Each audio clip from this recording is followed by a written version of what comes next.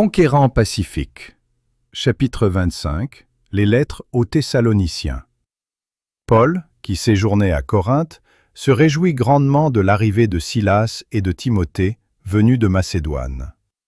Il lui apportait de bonnes nouvelles de ceux qui avaient accepté l'Évangile pendant le premier séjour des serviteurs de Dieu à Thessalonique. Le cœur de Paul débordait de tendresse pour ces chrétiens qui, dans l'épreuve et l'adversité, étaient restés fidèles au Seigneur. Il avait le vif désir de leur rendre visite, mais, comme cela lui était alors impossible, il leur écrivit. Dans sa première épître, l'apôtre exprime aux Thessaloniciens sa gratitude envers Dieu pour la bonne nouvelle relative à l'affermissement de leur foi. « Frères, écrit-il, au milieu de toutes nos calamités et de nos tribulations, nous avons été consolés à votre sujet, à cause de votre foi. Car maintenant nous vivons, puisque vous demeurez fermes dans le Seigneur. Quelles actions de grâce, en effet, nous pouvons rendre à Dieu à votre sujet, pour toute la joie que nous éprouvons à cause de vous, devant notre Dieu. Nuit et jour, nous le prions avec une extrême ardeur de nous permettre de vous voir et de compléter ce qui manque à votre foi. Nous rendons continuellement grâce à Dieu pour vous tous, faisant mention de vous dans nos prières, nous rappelant sans cesse l'œuvre de votre foi, le travail de votre charité et la fermeté de votre espérance en notre Seigneur Jésus-Christ, devant Dieu notre Père. Un grand nombre de croyants, à Thessalonique, avaient abandonné les idoles pour servir le Dieu vivant et vrai, recevant la parole au milieu de beaucoup de tribulations. Leur cœur était rempli de la joie du Saint-Esprit. L'apôtre déclare que leur fidélité au Seigneur était un modèle pour tous les croyants de la Macédoine et de l'Achaïe. Ces louanges n'étaient pas imméritées, car, dit-il, la parole du Seigneur a retenti de chez vous dans la Macédoine et dans l'Achaïe, mais votre foi en Dieu s'est fait connaître en tout lieu. Les chrétiens de Thessalonique étaient de vrais missionnaires. Leur cœur brûlait de zèle pour leur Sauveur, qui les avait délivrés de la crainte de la colère à venir. Par la grâce du Christ, une transformation merveilleuse s'était opérée dans leur vie, et la parole du Seigneur qu'ils prêchaient était accompagnée de puissance. Les cœurs étaient gagnés à l'Évangile, et de nombreuses âmes s'ajoutaient aux croyants. Dans cette épître, Paul fait allusion à la manière dont il travailla chez les Thessaloniciens. Il déclare n'avoir pas cherché à faire des convertis en recourant à la ruse ou à la flatterie. Selon que Dieu nous a jugés dignes de nous confier l'Évangile, ainsi nous parlons, non comme pour plaire à des hommes, mais pour plaire à Dieu, qui sonde nos cœurs. Jamais, en effet, nous n'avons usé de paroles flatteuses, comme vous le savez, jamais nous n'avons eu la cupidité pour mobile, Dieu en est témoin. Nous n'avons point cherché la gloire qui vient des hommes, ni de vous ni des autres. Nous aurions pu nous produire avec autorité comme apôtres de Christ, mais nous avons été pleins de douceur au milieu de vous. De même qu'une nourrice prend un tendre soin de ses enfants, nous aurions voulu, dans notre vive affection pour vous, non seulement vous donner l'évangile de Dieu, mais encore nos propres vies, tant vous nous étiez devenus chers. Vous vous rappelez, frères, notre travail et notre peine, nuit et jour à l'œuvre, pour n'être à charge à aucun de vous, nous vous avons prêché l'évangile de Dieu. Vous êtes témoins, et Dieu l'est aussi, que nous avons eu envers vous qui croyez une conduite sainte, juste et irréprochable. Vous savez aussi que nous avons été pour chacun de vous ce qu'un père est pour ses enfants, vous exhortant, vous consolant, vous conjurant de marcher d'une manière digne de Dieu, qui vous appelle à son royaume et à sa gloire. C'est pourquoi nous rendons continuellement grâce à Dieu de ce qu'en recevant la parole de Dieu que nous vous avons fait entendre, vous l'avez reçue, non comme la parole des hommes, mais ainsi qu'elle l'est véritablement, comme la parole de Dieu, qui agit en vous, qui croyez. Qui est en effet notre espérance, ou notre joie, ou notre couronne de gloire? N'est-ce pas vous aussi, devant notre Seigneur Jésus, lors de son avènement? Oui, vous êtes notre gloire et notre joie. L'apôtre Paul s'efforce d'instruire les Thessaloniciens concernant l'état des morts. Il leur assure que ceux qui meurent sont comme dans un sommeil, dans un état d'inconscience totale. « Nous ne voulons pas, frères, dit-il, que vous soyez dans l'ignorance au sujet de ceux qui dorment, afin que vous ne vous affligiez pas comme les autres qui n'ont point d'espérance. Car, si nous croyons que Jésus est mort et qu'il est ressuscité, croyons aussi que Dieu ramènera par Jésus et avec lui ceux qui sont morts. Voici, en effet, ce que nous vous déclarons d'après la parole du Seigneur. Nous, les vivants, restés pour l'avènement du Seigneur, nous ne devancerons pas ceux qui sont morts. Car le Seigneur lui-même, à un signal donné, à la voix d'un archange et au son de la trompette de Dieu, descendra du ciel, et les morts en Christ ressusciteront premièrement. Ensuite, nous les vivants, qui serons restés, nous serons tous ensemble enlevés avec eux sur des nuées, à la rencontre du Seigneur dans les airs, et ainsi nous serons toujours avec le Seigneur. Les Thessaloniciens avaient accepté avec empressement l'idée que le Christ allait revenir bientôt pour transmuer les fidèles et les prendre avec lui. Aussi avaient-ils soigneusement veillé sur la vie de leurs amis, de peur qu'en mourant, ceux-ci ne soient privés des bienfaits qu'ils s'attendaient à recevoir au retour du Seigneur. Et voici que leurs bien-aimés, les uns après les autres, leur étaient ravis. Les Thessaloniciens avaient jeté un dernier regard sur le visage de leurs morts, osant à peine espérer les retrouver dans la vie future. Lorsqu'ils lurent la lettre de Paul, ce fut pour eux une immense joie et une grande consolation. Les paroles de l'apôtre leur révélaient le véritable état des morts. Il expliquait qu'au retour du Christ, les vivants n'iraient pas à la rencontre de leur Sauveur avant ceux qui s'étaient endormis en Jésus. La voix de l'archange et le son de la trompette de Dieu réveilleraient ceux qui dorment, et les morts en Christ ressusciteraient premièrement, avant que les vivants aient revêtu l'immortalité. Ensuite, ajoute-t-il, nous les vivants, qui serons restés, nous serons tous ensemble enlevés avec eux sur des nuées, à la rencontre du Seigneur dans les airs, et ainsi nous serons toujours avec le Seigneur. Consolez-vous donc les uns les autres par ces paroles. Nous pouvons difficilement imaginer la joie et l'espoir que cette déclaration de l'apôtre apporta à la jeune église de Thessalonique. Les chrétiens crurent au contenu de la lettre réconfortante qui leur était envoyée par leur Père spirituel. Leur cœur débordait d'amour pour lui. Il leur avait déjà enseigné ces choses, mais ils avaient eu de la peine à saisir les doctrines qui leur semblaient si étranges dans leur nouveauté. Il n'est donc pas surprenant que certains aspects importants leur aient échappé.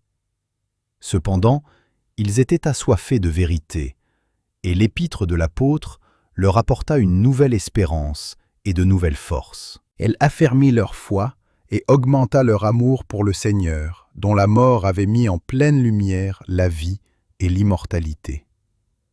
Ils se réjouissaient maintenant à la pensée que leurs frères en Christ ressusciteraient pour vivre éternellement dans le royaume de Dieu. Les ténèbres qui avaient enveloppé le lieu de repos de leur mort s'étaient dissipées. Une nouvelle splendeur couronnait la foi chrétienne, et ils découvraient un autre sujet de gloire dans la vie, la mort et la résurrection de Jésus. Dieu ramènera par Jésus et avec lui ceux qui sont morts, écrivait Paul. De nombreux chrétiens interprètent ce passage de la manière suivante. Ceux qui dorment seront ramenés du ciel avec le Seigneur. Mais Paul voulait dire que, comme le Christ ressuscita des morts, les saints qui dorment dans la tombe seront d'eux-mêmes réveillés par Dieu et enlevés avec lui dans le ciel. Quelle précieuse consolation! Quel espoir glorieux, non seulement pour l'Église de Thessalonique, mais pour tous les chrétiens, en quelque lieu qu'ils habitent. Pendant qu'il prêchait à Thessalonique, Paul avait si longuement traité le sujet des signes des temps, si clairement annoncé les événements qui se produiraient avant la venue du Fils de l'homme sur les nuées, qu'il ne jugea pas nécessaire de s'étendre davantage sur cette question. Cependant, il renvoya les Thessaloniciens à ses premières prédications. « Pour ce qui est des temps et des moments, disait-il, Vous n'avez pas besoin, frères, qu'on vous en écrive, car vous savez bien vous-même que le jour du Seigneur viendra comme un voleur dans la nuit. Quand les hommes diront « paix et sûreté », alors une ruine soudaine les surprendra. De nos jours, beaucoup de gens ferment les yeux sur les indications que le Christ a données aux hommes pour les avertir de sa venue. Ils cherchent à calmer leurs craintes, alors que les signes de la fin s'accomplissent rapidement et que le monde marche à grands pas vers le temps où le Fils de l'homme apparaîtra sur les nuées. Paul déclare que rester indifférent à ces signes avant-coureurs de la seconde venue du Christ, c'est commettre un péché. Ceux qui se rendent coupables de cette négligence sont appelés enfants de la nuit et des ténèbres. L'apôtre encourage les chrétiens vigilants en ces termes. « Mais vous, frères, vous n'êtes pas dans les ténèbres, pour que ce jour vous surprenne comme un voleur. Vous êtes tous des enfants de la lumière et des enfants du jour. Nous ne sommes point de la nuit, ni des ténèbres. Ne dormons donc point comme les autres, mais veillons et soyons sobres. » Les enseignements de Paul sur ce point sont particulièrement importants. Pour nous qui vivons si près de la consommation de toutes choses, ces paroles de l'apôtre devraient nous pénétrer avec une force saisissante. Nous qui sommes du jour, soyons sobres, ayant revêtu la cuirasse de la foi et de la charité, et ayant pour casque l'espérance du salut. Car Dieu ne nous a pas destinés à la colère, mais à l'acquisition du salut par notre Seigneur Jésus-Christ, qui est mort pour nous, afin que, soit que nous veillions, soit que nous dormions, nous vivions ensemble avec lui. Le chrétien vigilant est un chrétien agissant. Il cherche ardemment à faire tout ce qu'il peut pour l'avancement du règne de Dieu. Son amour pour ses semblables augmente à mesure que grandit son amour pour le Rédempteur. Il rencontre de dures épreuves, mais, comme son maître, il ne permet pas à l'affliction d'aigrir son caractère ou de troubler sa paix. Il sait que l'épreuve vaillamment supportée l'affine et le purifie, tout en l'associant plus étroitement avec le Christ. Ceux qui participent aux souffrances du Sauveur auront droit aussi à sa consolation et, enfin, à sa gloire. Nous vous prions, frères, continue Paul dans sa première lettre aux Thessaloniciens, d'avoir de la considération pour ceux qui travaillent parmi vous, qui vous dirigent dans le Seigneur et qui vous exhortent. Ayez pour eux beaucoup d'affection à cause de leur œuvre. Soyez en paix entre vous. Les chrétiens de Thessalonique connaissaient de graves ennuis à cause de ceux qui s'introduisaient parmi eux et professaient des idées et des doctrines fanatiques. Quelques-uns vivaient dans le désordre, ne travaillaient pas, mais s'occupaient de futilités. L'Église avait été organisée avec méthode. Des officiants y avaient été désignés en qualité de pasteurs et de diacres. Pourtant, certains membres, à l'esprit indépendant et rebelle, refusaient de se soumettre à la tutelle des chefs ecclésiastiques. Ils revendiquaient non seulement le droit d'avoir des opinions personnelles, mais aussi celui d'exposer publiquement leurs vues devant l'Église.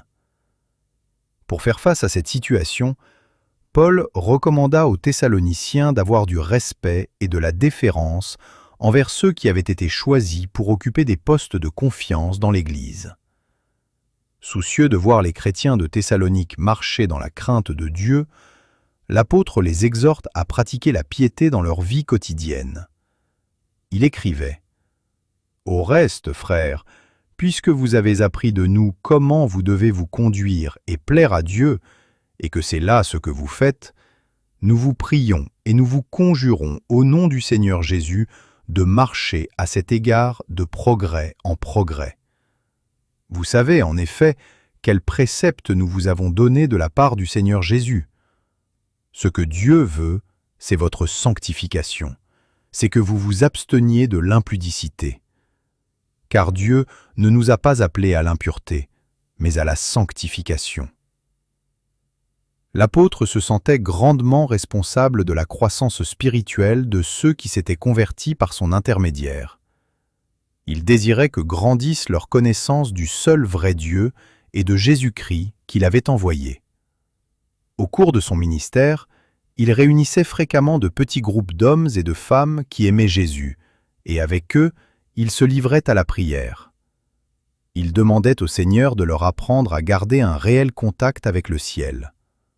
Souvent, il s'entretenait avec eux des meilleures méthodes à adopter pour communiquer aux autres les vérités de l'Évangile. Et lorsqu'il était séparé de ceux pour lesquels il avait ainsi œuvré, il suppliait Dieu de les préserver du mal et de les aider à devenir des missionnaires actifs et zélés. Une des plus grandes preuves de la vraie conversion réside dans l'amour que l'on ressent pour Dieu et le prochain. Les hommes qui acceptent Jésus comme Rédempteur éprouvent une affection profonde et sincère pour ceux qui partagent cette précieuse foi. Il en était ainsi chez les chrétiens de Thessalonique. Pour ce qui est de l'amour fraternel, vous n'avez pas besoin qu'on vous en écrive, affirmait l'apôtre, car vous avez vous-mêmes appris de Dieu à vous aimer les uns les autres, et c'est aussi ce que vous faites envers tous les frères dans la Macédoine entière. Mais nous vous exhortons, frères, à abonder toujours plus dans cet amour, et à mettre votre honneur à vivre tranquille, à vous occuper de vos propres affaires, et à travailler de vos mains, comme nous vous l'avons recommandé, en sorte que vous vous conduisiez honnêtement envers ceux du dehors, et que vous n'ayez besoin de personne. Que le Seigneur augmente de plus en plus parmi vous, et à l'égard de tous, cette charité que nous avons nous-mêmes pour vous, afin d'affermir vos cœurs pour qu'ils soient irréprochables dans la sainteté devant Dieu notre Père, lors de l'avènement de notre Seigneur Jésus avec tous ses saints. Nous vous en prions aussi, frères, avertissez ceux qui vivent dans le désordre, consolez ceux qui sont abattus, supportez les faibles, usez de patience envers tous. Prenez garde que personne ne rende à autrui le mal pour le mal, mais poursuivez toujours le bien, soit entre vous, soit envers tous. Soyez toujours joyeux, priez sans cesse. Rendez grâce en toutes choses, car c'est à votre égard la volonté de Dieu en Jésus-Christ. L'apôtre avertissait les Thessaloniciens de ne pas mépriser le don de prophétie. Il écrivait « N'éteignez pas l'esprit, ne méprisez pas les prophéties, mais examinez toutes choses, retenez ce qui est bon. » Il les priait de bien faire la distinction entre le faux et le vrai, de s'abstenir de toute espèce de mal, et il terminait son épître par cette prière. « Que le Dieu de paix vous sanctifie lui-même tout entier, et que tout votre être, l'esprit, l'âme et le corps, soient conservés irrépréhensibles lors de l'avènement de notre Seigneur Jésus-Christ. » Et il ajoutait « Celui qui vous a appelé est fidèle, et c'est lui qui le fera. » Les instructions que Paul envoya aux Thessaloniciens, dans sa première épître, au sujet de la seconde venue du Christ, étaient en parfaite harmonie avec ce qu'il leur avait dit auparavant. Et pourtant, ces paroles furent mal interprétées par quelques fidèles. Ils crurent que Paul exprimait l'espoir de faire partie des vivants qui assisteraient à la venue du Sauveur. Cette pensée ne fit qu'augmenter leur enthousiasme et leur exaltation. Ceux qui avaient antérieurement négligé leurs devoirs et leurs responsabilités s'obstinaient davantage dans leur point de vue erroné. Dans sa deuxième épître, Paul s'efforce de corriger la fausse interprétation de son enseignement et d'exposer sa véritable opinion. Il exprime à nouveau sa confiance dans l'intégrité des chrétiens de Thessalonique et sa gratitude pour leur foi qui s'était affermie, ainsi que pour leur amour envers les frères et la cause de leur maître. Il leur dit qu'il les cite en exemple aux autres églises pour cette foi persévérante, qui leur permettait de supporter courageusement les persécutions et les tribulations. Et il les transporte en pensée à la seconde venue du Christ, au moment où le peuple de Dieu se reposera de ses fatigues et de ses épreuves. « Aussi nous glorifions-nous de vous dans les églises de Dieu, écrivait-il, à cause de votre persévérance et de votre foi au milieu de toutes vos persécutions et des tribulations que vous avez à supporter. Il est de la justice de Dieu de rendre l'affliction à ceux qui vous affligent, et de vous donner, à vous qui êtes affligés, du repos avec nous, lorsque le Seigneur Jésus apparaîtra du ciel avec les anges de sa puissance, au milieu d'une flamme de feu, pour punir ceux qui ne connaissent pas Dieu et ceux qui n'obéissent pas à l'évangile de notre Seigneur Jésus. Ils auront pour châtiment une ruine éternelle, loin de la face du Seigneur et de la gloire de sa force. C'est pourquoi aussi nous prions continuellement pour vous, afin que notre Dieu vous juge digne de la vocation et qu'il accomplisse par sa puissance tous les desseins bienveillants de sa bonté et l'œuvre de votre foi, pour que le nom de notre Seigneur Jésus soit glorifié en vous et que vous soyez glorifiés en lui, selon la grâce de notre Dieu et du Seigneur Jésus-Christ.